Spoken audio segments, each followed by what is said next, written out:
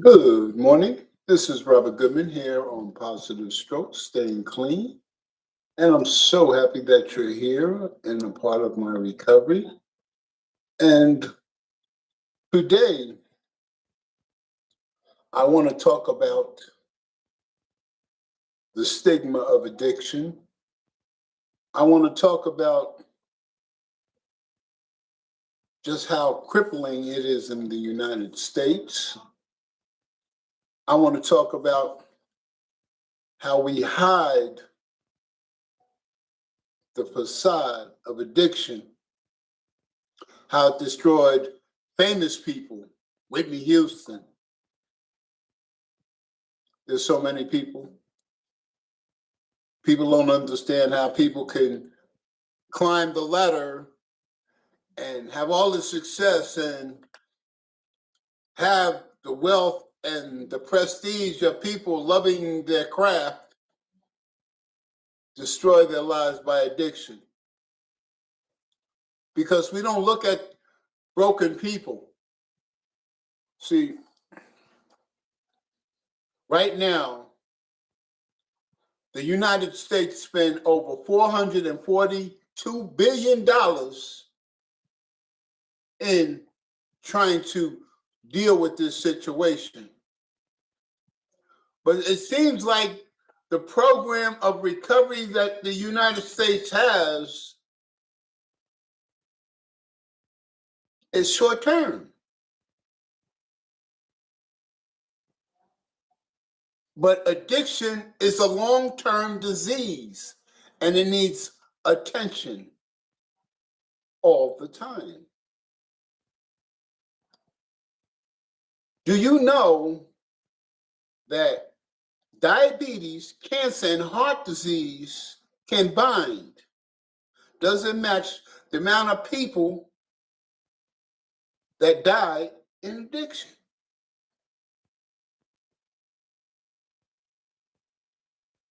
How many children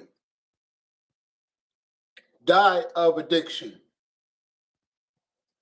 Children start drinking at the age of 11 years old and become addicted.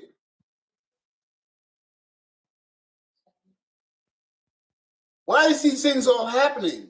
Because trauma and emotional pain broke people and caused them to go down the path into addiction.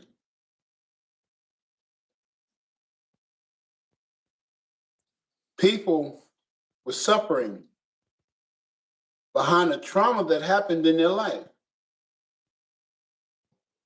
How many cases we see of child molestation? What happens to these people? What happens to these people that it happens to?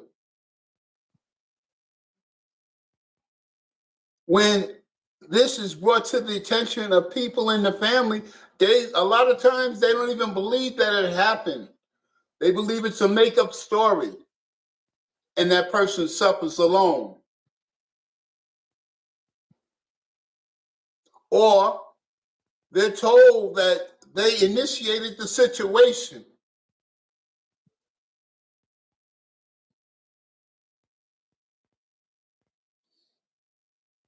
And nobody digs to find out the truth about the situation until it's full-blown into a major problem.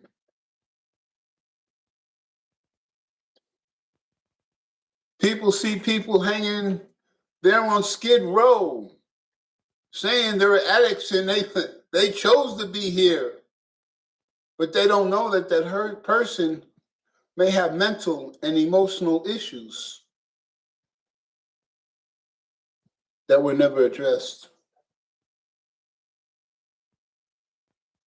How about when the government closed mental health places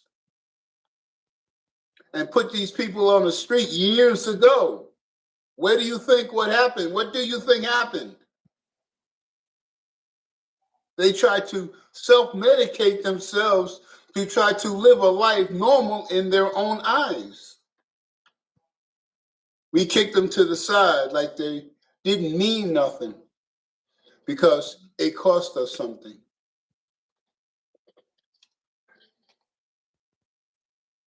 People in recovery are taught it's keep it a secret. This is what the secret has done. See, in my act of addiction, I tried to keep it a secret. Why am I trying to keep it a secret in my recovery? Because people don't look at you the same way after they find out you're a recovering addict. People don't want you to work at their job because you're a recovering addict.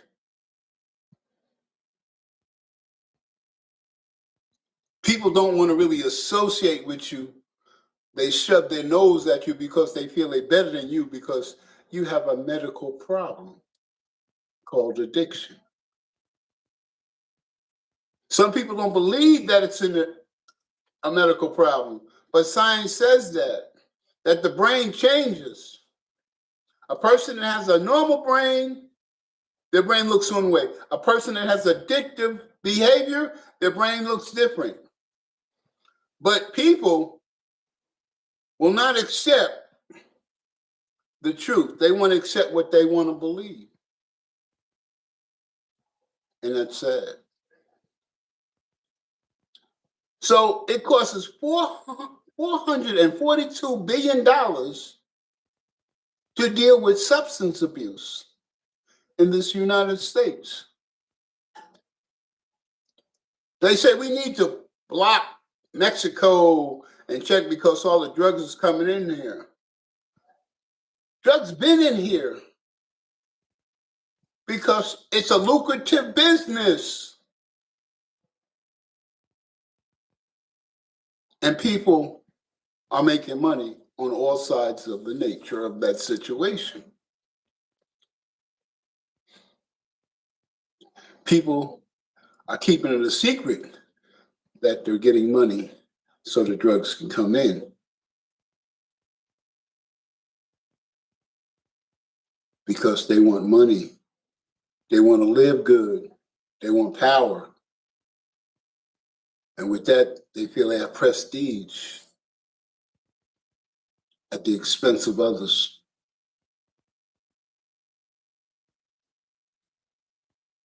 I believe that if we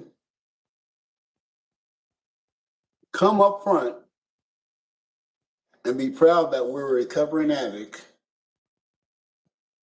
and we share our story freely and openly, that would change a lot of behavior. It would change a lot of people looking at it in a certain way. See, I'm proud that I'm a recovering addict. Why? Because addiction destroyed my life for 40 years. So I'm proud to be where I'm at today. If it wasn't for recovery, I wouldn't have the life that I have today. But also, I live with the pain of what my addiction did to me in my past. And it is a part of my present and will be a part of my future. The reason why I say that is because I destroyed my body. I worked it overtime. I did so much damage to my body that now that I'm clean and sober, it's letting me know exactly what I did to myself.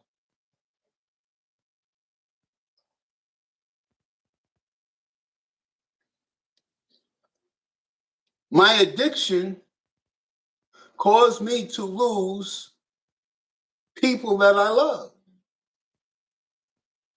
That the only way I could show love to them is from afar, in my own heart and in my own mind, because they don't want to have nothing to do with me.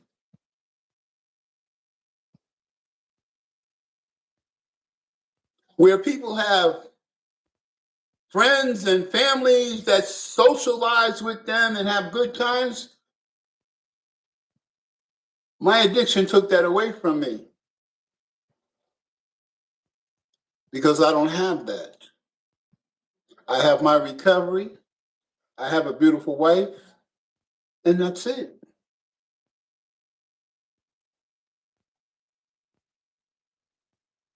I don't get phone calls.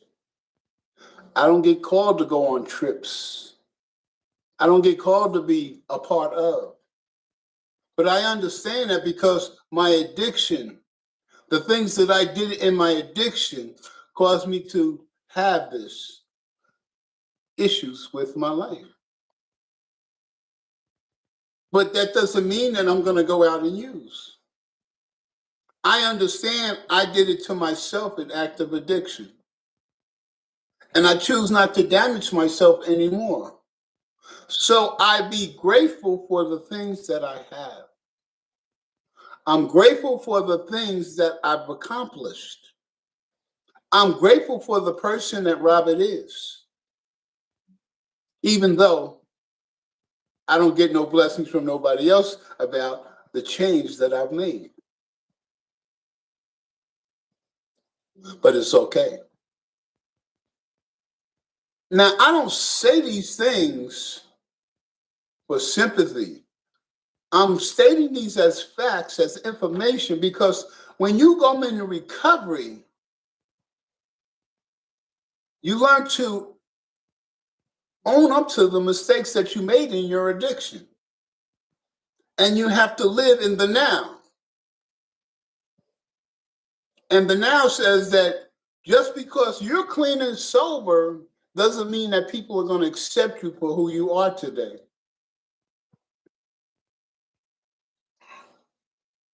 I learned in living, I'm 66 years old, and I learned in living is that when a person looks at you in a bad light, then they always look at you in a bad light. They don't change their outlook on you. They may be more respectful to you, but you can still feel that distance, and they don't want you to be that close to them.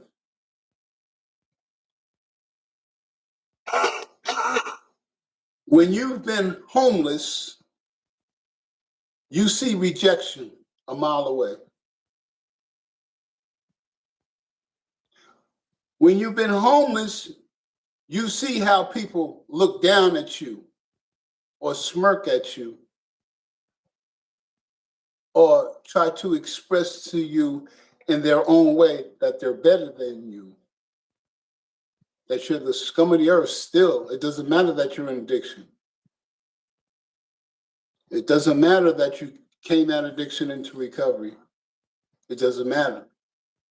I still view you as that same disgusting person, and you'll never change. So people in recovery have a tall mountain to climb. Yes, we in recovery, we built our lives and made it better. But here's the thing. If we make a mistake, or if we don't go in a direction, then we're that dope fiend. See, you're going back to the same old way. You're no good. So there's a stigma that's carried on with people in recovery. That's why people don't want to share about, I'm in recovery. I want to keep it a secret.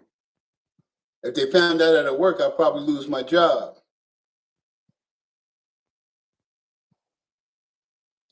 If my girlfriend found out that I'm a recovering addict, she might not want to date me no more.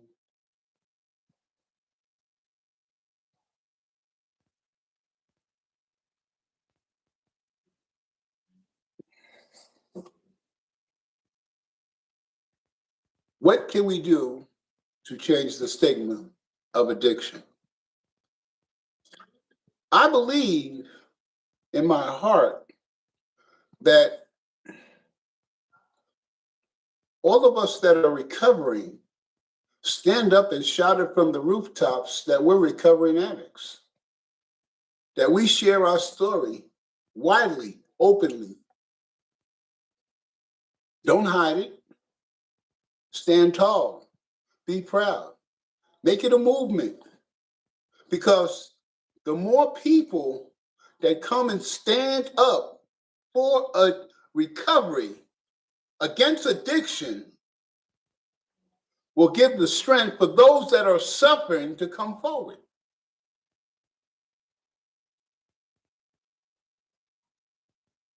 We need long-term programs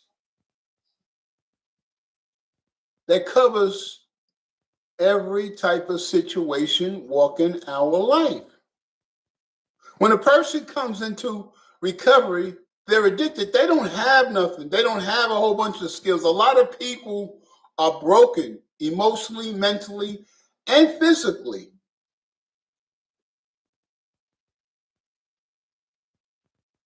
And as they regain themselves in recovery and learn how to live life on life's terms, how to clean the wreckage of their past,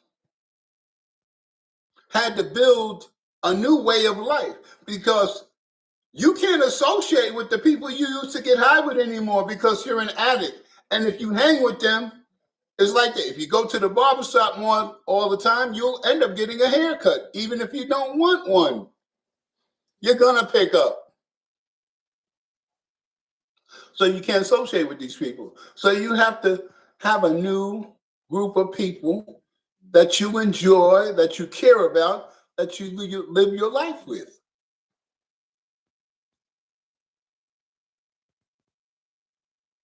But when people say, oh, when I've shared many times to people that I'm a recovering addict, and I watch people's faces change. I watch how their mannerisms change. I watch how they back up from me. I watch how fear comes into their eyes.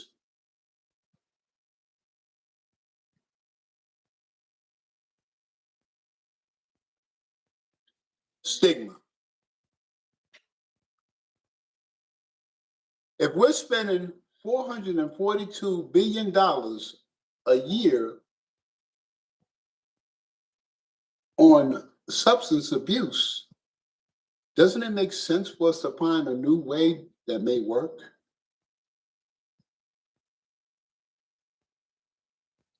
Why are we keeping in place programs that are not working? You go to a 30-day program and then you're pushed out on the street. You're clean and sober, but you need a place to stay. You need a job. And also you need someone to walk you through the program of recovery to keep you stable. Oh, some programs, they have sober livings. But the interesting thing, you have to watch what sober livings you live at, because a lot of the sober livings is about a business. So they don't care if a person's in there getting high and getting loaded. They just want to get that money. And then the insurance started paying for sober living. So all these illegal and messed up programs was shooting up and people was collecting that money, but it was a get high fest at them places. And then when the insurance realized it, they changed their behavior.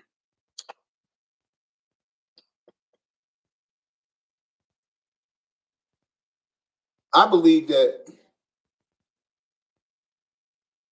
they like to keep it the way it is.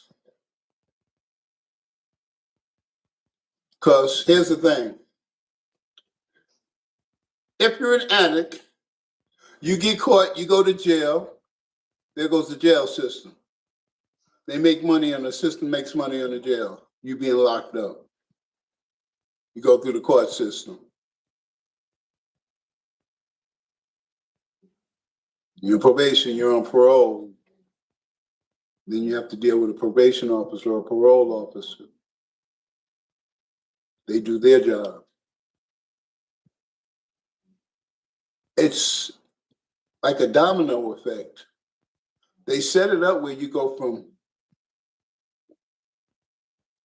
one situation to another situation, but it's not addressing the problem.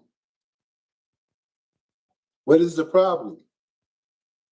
The problem is that Robert is a recovering addict, that Robert has issues that he must keep foremost in his face and work on them every single day.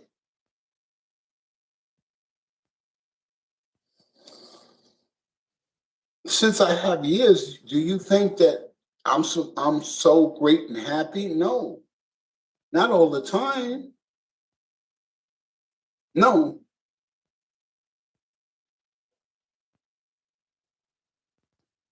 Sometimes I think about my mother when she was dying of cancer and she wanted me to be there at the hospital. And I didn't find out about 3 months until she was in the ground. That pain lives with me. It doesn't go away. It lives with me. When me and my first wife broke up, she took my son, and I didn't see him until I seen pictures of him when he was grown, and he wanted to reach out to me. And I tried to be as honest as I possibly can about the situation. But the pain is that I missed him growing up. I miss his first walk, his first day at school, him graduating from kindergarten, grammar school, high school, him going into the service.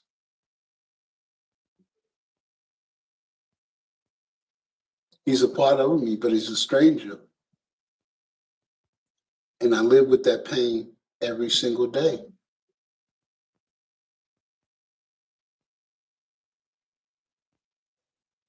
I'm disassociated with people that I love because I used to be a Jehovah's Witness and I was kicked out for smoking cigarettes, and they cannot talk to me. It doesn't matter if it's family. They can't associate with me. And that's been like that ever since I was in my 20s. So I'm alone. These things I have to live with on a daily basis. But I don't allow these things to make me go pick up and use. I don't allow these things to destroy my life, but they still hurt. I still feel the pain, but I learned to live with it. And that's what we do in our recovery. We live with the pain that our addiction created. We build a life for ourselves that we're proud of, but the pain of our past is still there. Why do you think people relapse?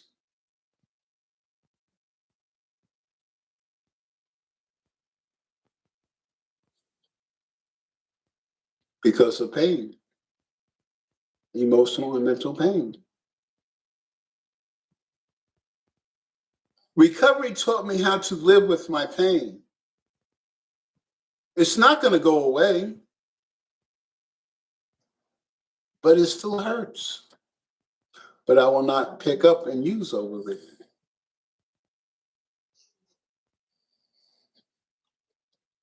Society says, science says addiction is a disease. They prove this, they show this. 50% believe it and honor it, and the other 50%, you just ain't got no willpower. You just don't care. All you want to do is feel good. All you want to do is party. But they don't have no idea that they're in the grips of a progressive illness. And Program of Recovery says that's where we're at, in a progressive illness, that we can end up in jails, institutions, or death.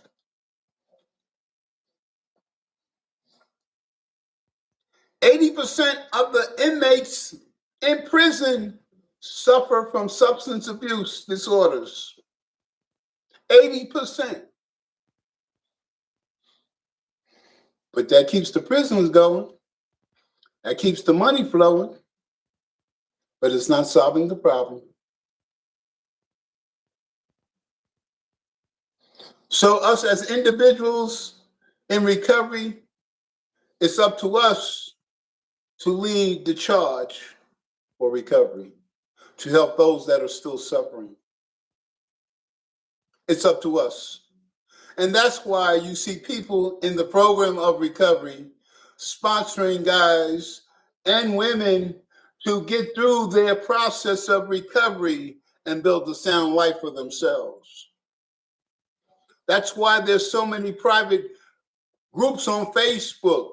That's why there's so many groups on YouTube. That's why there's so many groups on TikTok, Instagram, X about recovery. Because people understand just how bad it truly is and they want to help. I believe that if we come together, stand tall, and take away the stigma of addiction and recovery, take that away. And if we stand tall and say, yes, I'm an addict, and I'm proud to be one because I'm not suffering anymore. I'm living in recovery. If I can do it, you can do it. And the amazing thing is that in recovery, we have people in the entertainment business that step forward, that share their pain, their struggle, and their path to recovery. And what they're doing to stay clean and sober. They're not caring about their reputation because they understand what addiction did to them and how it destroyed their lives, and they don't want nobody else to be destroyed like they was. By them stepping out into the forefront, other people in the entertainment business that is going through the same thing that they may be going through, that will reach out to them and help them get recovery. The ones that are not ashamed to share or to speak about recovery, to say that they're in recovery, are the ones that last in recovery. I'm sick as my secrets. And in my addiction, I tried to keep it a secret when everybody knew because it was shown all over me.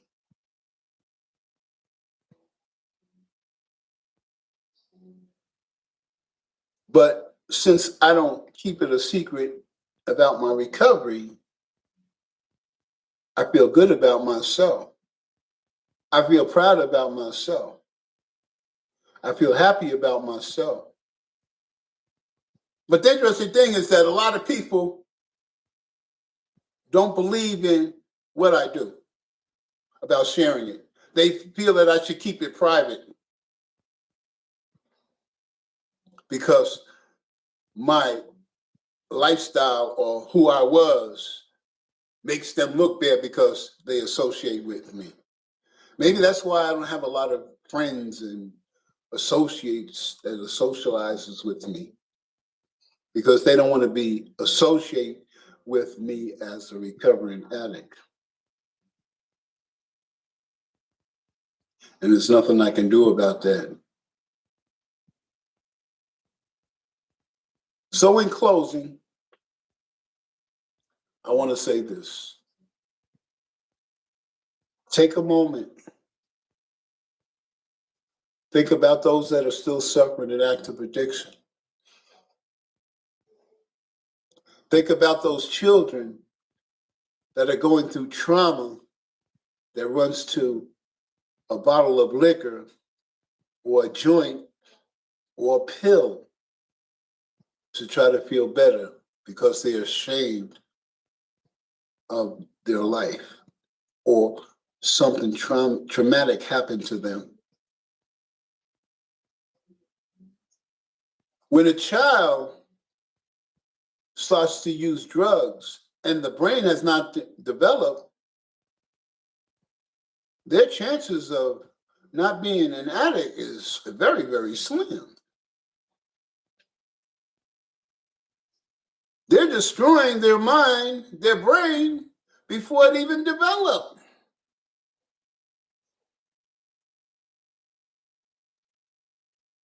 And the sad thing is that as I do my research in recovery and about addiction, what pisses me off is how many children are being molested and not believe that this is happening to them. And then they don't understand why they become addicts, why they cut themselves, why they become suicidal.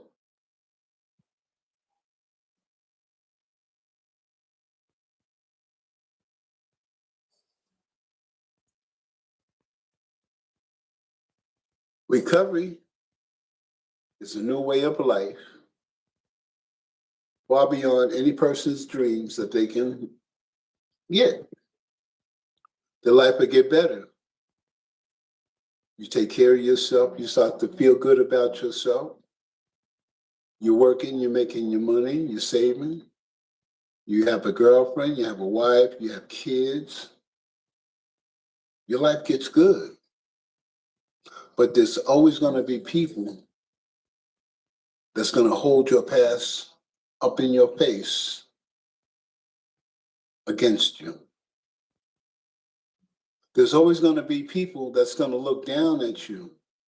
That's why people don't want to say, yeah, I'm an addict. I used to get high.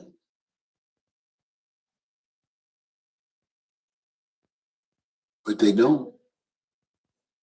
Because they're making themselves feel ashamed of being a recovering addict. If I think people are going to act a certain way to me because I'm a recovering addict and they're going to look down on me, then that's making me have my own shame about my recovery.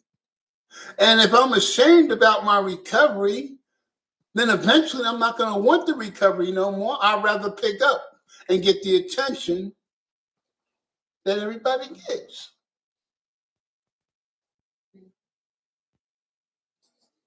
And last but not least, it's Saturday. I hope what I share with you makes you think. I hope that you say, my name is Robert, and I'm a recovering addict, and I'm proud to be one. And I don't give a damn about what you think or say, because my life has gotten better. My recovery has given me a dream and a life far beyond I could ever experience. And I feel proud that I'm representing the formula called recovery. You have a great, wonderful day.